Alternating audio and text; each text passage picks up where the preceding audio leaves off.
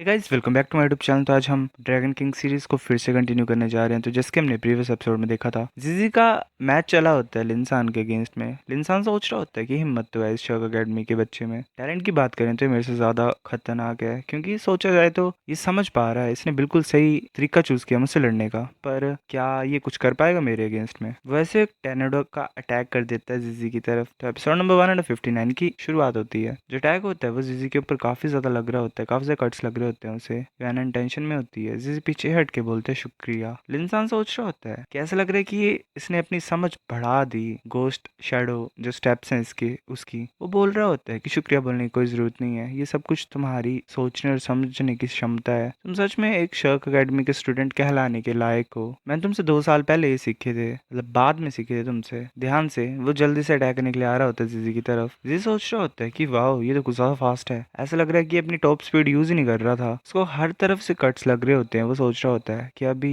मेरी आंखों में और दिल में मैं सच में कुछ नहीं पता लगा पा रहा हूँ कि इंसान है कहाँ पे। जिजी ऐसे हवा में होता है और उसे हर तरफ से लग रही होती है, मतलब वो मार ही खा रहा होता है। याना सोच रही होती है कि हर एक लैस जो है इन दोनों के बीच में, उसमें जिजी को चोट ही लग रही है। अब इसकी फाइटिंग स्पिरिट पे भी काफी ज्यादा डैमेज हो रहा है, मतलब उसकी लड़ने की इच्छा ही खत्म हो जाएगी इस हिसाब से। इंसान बोल रहा होता है गिव अप कर लो, तुम मेरे अगेंस्ट में कुछ नहीं कर पाओगे। 5 सालों में देखते हैं एक दूसरे को हम। रेफरी बोल रहा होता है कि ऐसे स्काई में उड़ना मतलब किसी अटैक से, वो एक 7th रिंग की पावर है। इस मोमेंट में लिंसान ऐसे ही मतलब कर पा रहा है, बिना खुद की साउल पावर को लगाए इसे हवा में उड़ा सकता है। ये जो विंड इसे हवा में उठा रही है, वो तो ऐसी फीलिंग ला रही है कि ये खुद ब खुद ही हवा का एक हिस्सा है। ऐसे जिजी का खून नीचे गिर रहा होता है। वो बोलता है कि शर्क अकेडमी हमने, मतलब शर्क अकेडमी के लोग कभी सीखे ही नहीं हार मानना और ऐसे ही पीछे हटना, तो हमने सीखा ही नहीं है। मुझे दिखाओ तुम और क्या कर सकते हो, और हरा सकते हो तो वो भी दिखाओ। लिंसान बोल रहा होता है कि मैं समझता हूँ तुम्हें, तो चलो मैच को खत्म करते हैं। वो काफी ज्यादा स्लैशेस करने लग पड़ता है खुद ब खुद एक टोर्नेडो के अंदर रह के। जिजी तैयार होता है। जिजी एक ड्रैगन को फॉर्म करता है अपने पीछे। उसकी आइज हमें अलग सी दिखती हैं, एक ब्लू होती है एक येलो होती है। जो ड्रैगन होता है वो लिंसान के स्लैश की तरफ जा रही है, मतलब जा रहा होता है। लिंसान भी खुद उस स्लैश के अंदर होता है, हमें दिखाई देता है। वो इंसान बोल रहा होता है कि मैं तुम्हें बताया ना, तुम मेरे अगेंस्ट में कुछ नहीं कर सकते हो। इंसान की जो विंड होती है वो भी ड्रैगन की शेप ले लेती है। रेफरी बोल रही होती है कि ये क्या चीज है, एक इतना बड़ा ड्रैगन ये नीचे आ रहा है और ये ऊपर से विंड ड्रैगन ब्लेड के पीछे छुपा हुआ है, ये कितना ज्यादा खतरनाक है। इंसान बोल रहा होता है कि वेल मैं देख सकता हूँ, पेशेंस तो काफी है तुम्हारे अंदर। जिजी ऐसे स्माइल करता है। वो दोनों अटैक्स आपस में टकराते हैं और एक बहुत बड़ा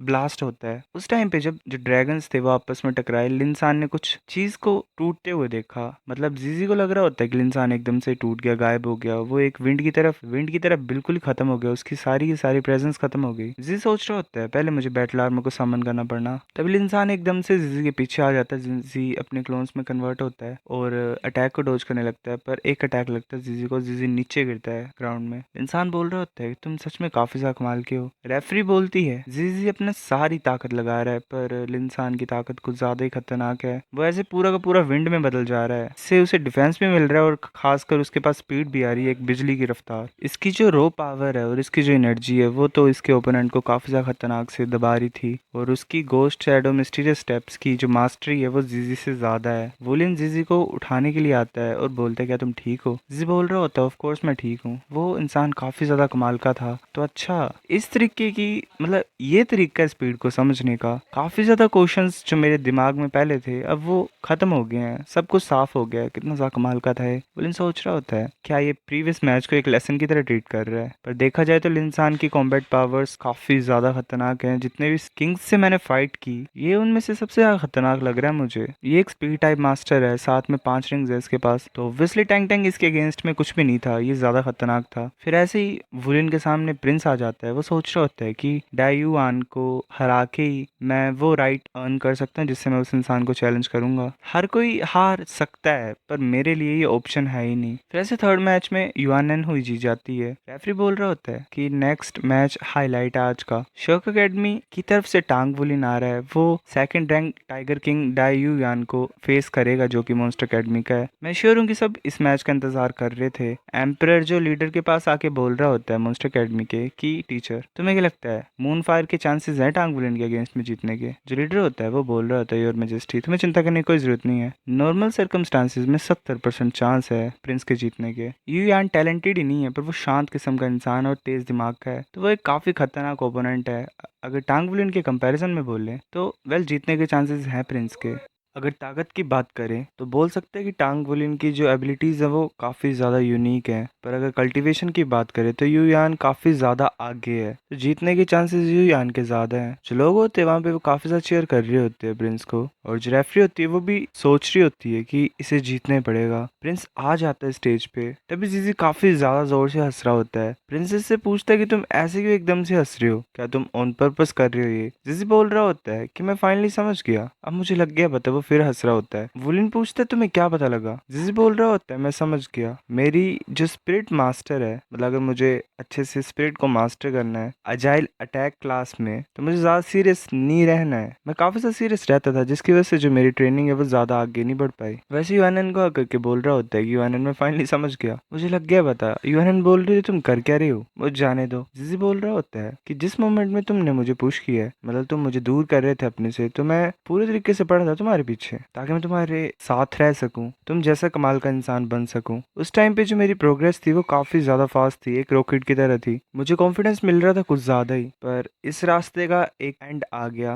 मतलब क्योंकि मैं उस फाइट में जीत नहीं पाया। वो एक साउल पावर कल्टीवेशन में नहीं था बैरियर, वो एक बैरियर मेरे लिए था, एजिलिटी बेस्ड साउल मास्टर के लिए। इस बैटल में मैं अच्छे तरीके से समझ गया कि मैंने अपने दिल को कुछ ज्यादा ही टाइटली बांध के रखा हुआ था। जो एसेंस है स्पीड का वो फ्रीडम है। अगर मैं अपनी स्पीड को फ्रीडम के साथ नहीं यूज करूंगा तो मैं अच्छे से एजिलिटी का जो आर्ट है उसे मास्टर नहीं कर पाऊंगा। मैं ऐसे फिर अपने आप को दोबारा नहीं बांधूंगा। मैं चाहता हूँ कि मेरा दिल ऐसे फ्री रहे और ऐसे ही मैं फ्रीली कल्टीवेट करूँ। डेफिनेटली स्ट्रॉन्ग बनूंगा, मैं तुम्हारे लिए वर्दी बनूंगा। फिर यूएनएन भी उसे हक कर लेती है। फिर अनाउंसमेंट होती है कि नेक्स्ट जो फाइट है वो डाई यू यान और जो मॉन्स्टर अकेडमी का है, और साथ में टांग वुलिन के अगेंस्ट में होगी उसकी लड़ाई, जो कि शोक अकेडमी का है। मैच स्टार्ट होता है। वुलिन ऐसे अपनी साउरिंग्स को एक्टिवेट कर लेते हैं, जो कि 2 गोल्डन होती हैं। यूएनएन सोच रही होती है कि दोबारा लेवल अप कर दिया इसने, ऐसे इसकी साउल पावर सबसे ज्यादा धीरे ग्रो होती है, पर इसकी जो ओवरऑल ताकत है वो काफी ज्यादा फास्ट तरीके से बढ़ रही है। वुलिन ऐसे अपने क्लो को लेके प्रिंस की तरफ अटैक करने के लिए आ रहा होता है। हमें एल्डर काय दिखाई देती है, उसके पास एक इंसान आके बोलता है कि एल्डर काय, क्या लगता है आपको टांग वुलिन के जीतने के चांसेस कितने हैं। काय बोल रही होती है कि इस बच्चे की ताकत को जज करना मुश्किल है। अगर ताकत की बात करें तो उसके पास मतलब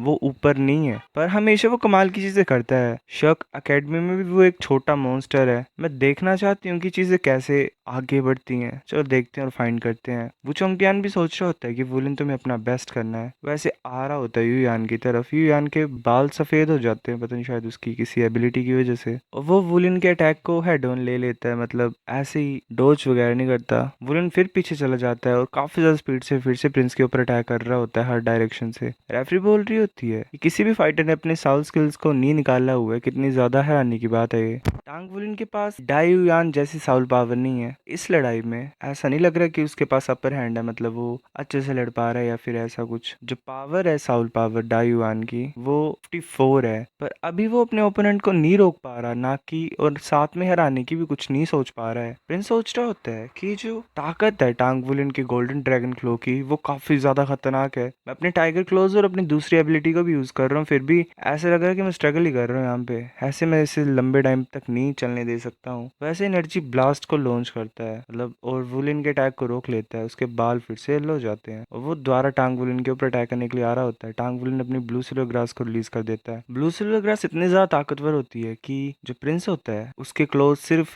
कट ही लगा पाते हैं उस ब्लू सिल्वर ग्रास पे। वो सोच रहा होता है कि मेरे जो टाइगर क्लोज है वो सिर्फ निशान ही छोड़ रहे हैं, कट नहीं कर पा रहे अच्छे से। ये काफी ज्यादा शार्प क्लोज है मेरे, ये तो इन वाइन लाइक मार्शल सोल्स के लिए खतरा है, पर यहाँ पे कुछ कर क्यों नहीं पा रहा हूँ मैं। प्रिंसेस बोलती है कि ये जो चीज है ये मेरे भाई के टाइगर क्लोज को भी झेल पा रही है। मैं ये सोचती थी कि इसकी जो गोल्डन स्केल है वो इसकी सबसे ज्यादा ताकतवर शक्ति होगी, पर इसकी मार्शल सोल भी काफी ज्यादा कमाल की है। प्रिंस सोच रहा होता है कि जो मेरा सबसे बड़ा एडवांटेज था कि मेरी कल्टीवेशन टांग वुलिन से ऊपर है, वो है मतलब एक चीज, पर अगर ऐसी चीजें आगे बढ़ती रहेंगी तो चीजें खराब हो जाएंगी, मेरे को कुछ करना पड़ेगा। रेफरी सोच रही होती है इस मोमेंट में पहले स्ट्राइक करना मुश्किल हो जाएगी, मतलब खतरा हो जाएगा। जाएगा। तभी वुलिन अपने बैटल आर्मर को डाल लेता है, वेल जो कि उसके दोनों हाथों में होता है। प्रिंस अपनी टाइगर डीमन ट्रांसफॉर्मेशन कर लेता है। रेफरी बोलती है कि सभी देखो, प्लेयर डायुआन ने अपनी सबसे ज्यादा ताकतवर एम्पलीफिकेशन साउल स्किल को यूज कर लिया है। तभी वुलिन भी ब्लू सिल्वर टायरेंट ट्रांसफॉर्मेशन को यूज करता है। काफी बड़ा जो ड्रैगन होता है, मतलब डायनासोर टाइप होता है, वो वुलिन के पीछे आ जाता है। बाकी सब बोल रहे होते हैं इतना बड़ा ड्रैगन आया कहाँ से, मतलब ड्रैगन हेड खासकर, क्या ये स्पिरिट बीस्ट है? वुलिन सोच रहा होता है कि तुम्हारे पास ही नहीं है, मतलब ये ताकत तुम भी ट्रांसफॉर्म नहीं कर सकते हो अकेले, मैं भी कर सकता हूँ। सो गाइस, ये एपिसोड इतना था। अब फाइट देखनी है तो इंतजार करो, लाता हूँ मैं कुछ देर में। तब तक के लिए लाइक कर दो इस वीडियो पे। बाय।